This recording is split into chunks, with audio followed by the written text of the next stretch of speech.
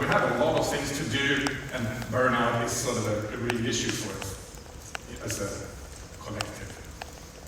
There are somewhere around 11 million packages, open source projects, and millions of open source developers, so there's a lot of us. And maintaining is a lot of things, right? I tend to say that I do a lot of things as a maintainer, and in a small project, most of these tasks are mine because I'm a full-time employee, right? So I cannot fully depend on someone else at all times, and sometimes I even do feature development, right?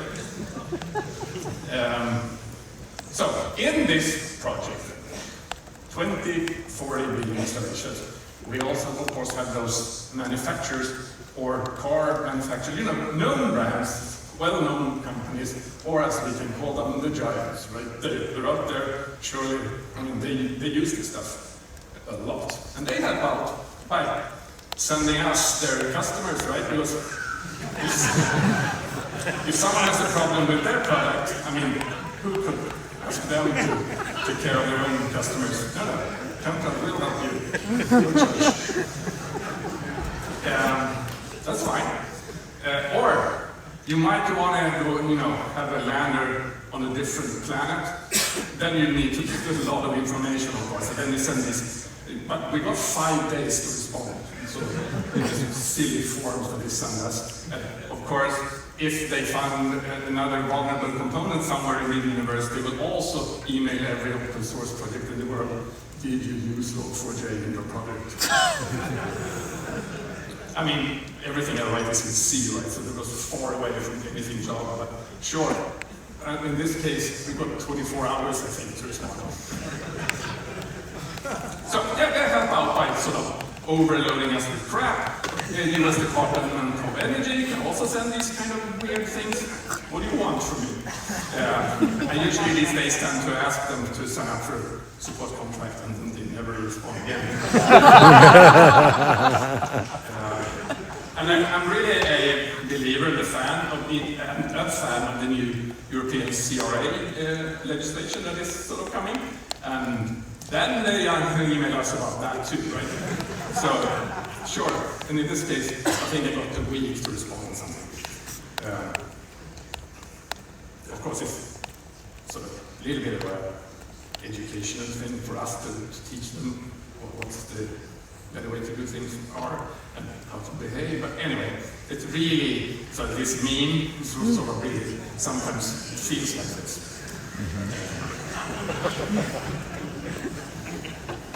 But, okay, not everyone is one of these uneducated giants, right? We have users as well, and they can also help out sort of in their own special way to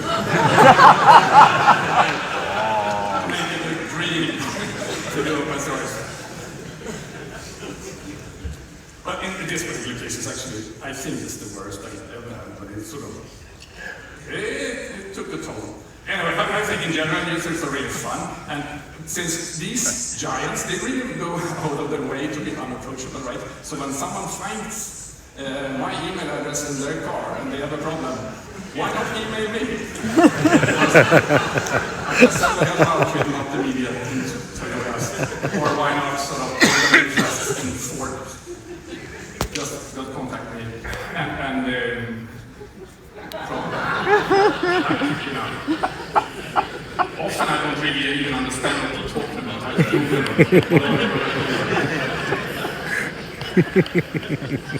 and I really think it's impossible to respond because of the distance between me and the person in the other end. So yeah, but of course not only statistics, I get a lot of appreciation. So, I mean, of course, being an open source maintainer and doing things like this on this scale and for this time, because it never ends, right? Even though my wife tends to ask me, is it ever done? So the contact with the community and all the humans and the people involved, I think that's one of the things that actually makes me think this is the best thing to do and work with.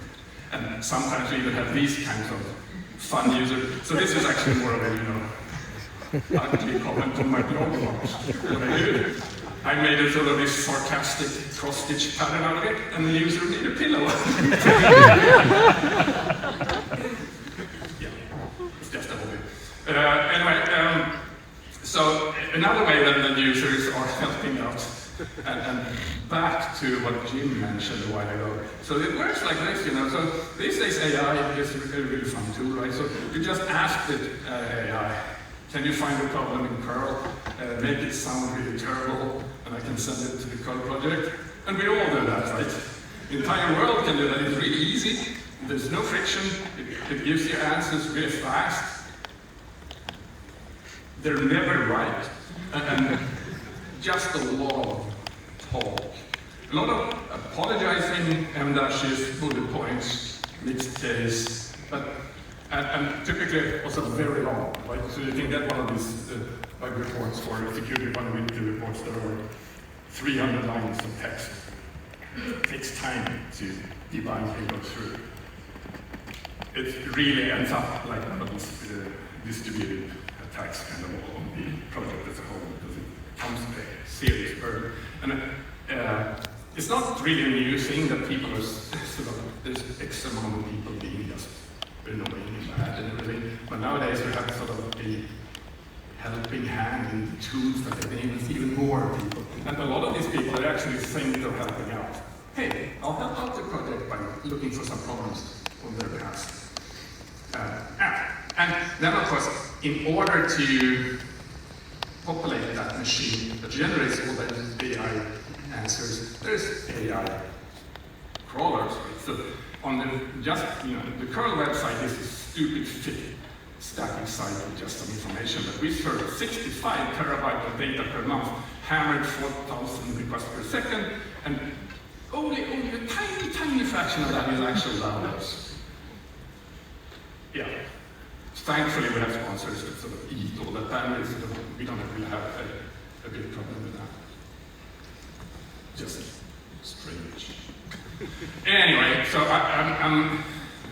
I may come off as something negative here, but I just wanted to show you some of the struggles, problems, everyday scenarios that are happening. I'm actually really positive, and I think that open source has come this way, and I think we're only going to see open source grow stronger and do even more in the future because of everything like this. And I'm happy to be involved in the European Open Source Academy to make sure that we highlight even more sort of open source this way. And really, again, back to facing and talking to users and humans, that's one of the both bad, worst elements and stuff and the best things in the project. I have this email I wanted to sort of just top it all off that I got a while ago. And this email, it warms your heart, right? And sort of there's hope for the future. An 11-year-old kid emails that email. So.